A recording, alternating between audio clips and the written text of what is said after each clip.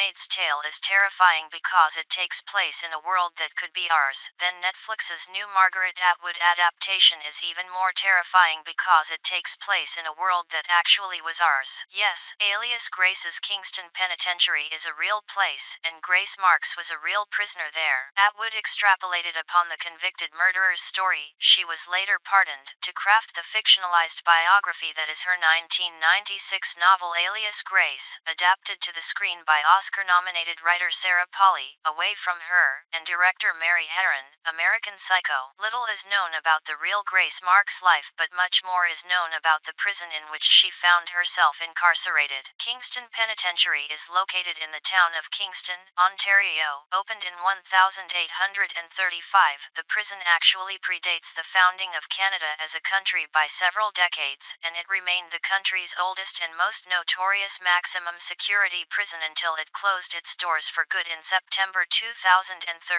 Designated a National Historic Site of Canada in 1990, the sprawling complex still stands today, and after being closed to the public for almost 200 years is now open for tours during the summer months, from June through October every year. Before Atwood chose to write a novel about one of Kingston Penitentiary's most mysterious inmates, the prison actually attracted the eye of a couple other famous authors. According to the Visit Kingston website, Charles Dickens paid a visit to the jail in 1842 and wrote about it in his ensuing travelogue, American Notes for General Circulation. There is an admirable jail here, well, and wisely governed, and excellently regulated, in every respect, the famous Brit opined. Here at Kingston is a penitentiary, intelligently and humanely run. Almost a century later, on September 11, 1923, Ernest Hemingway also had cause to pay the penitentiary a visit, when he was sent there to cover a jailbreak on his first day on the job as a reporter at the Toronto Star. Despite Dickens' somewhat, well, Dickensian description of the Kingston, it was not generally known as a pleasant place to be for its inmates, many of whom were children. According to CBC News, there were prisoners as young as 8 years old held captive within the penitentiary's walls, such as Antoine Boche, who was sentenced to 3 years and, during that time, received 47 corporal punishments, the lash in 9 months, and all for offenses of the most childish character, including such prohibited behavior as talking to other inmates, looking at other inmates, winking,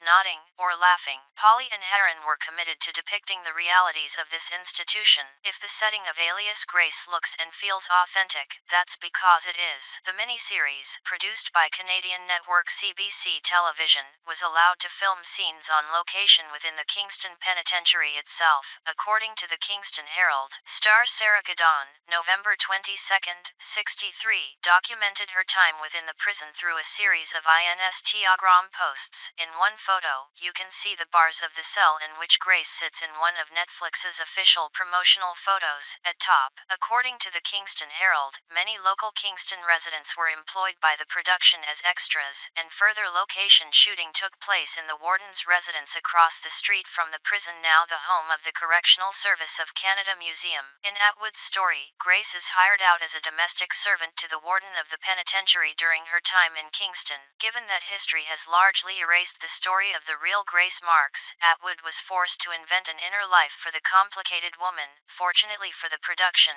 the facility in which Marks was confined needed no such invention.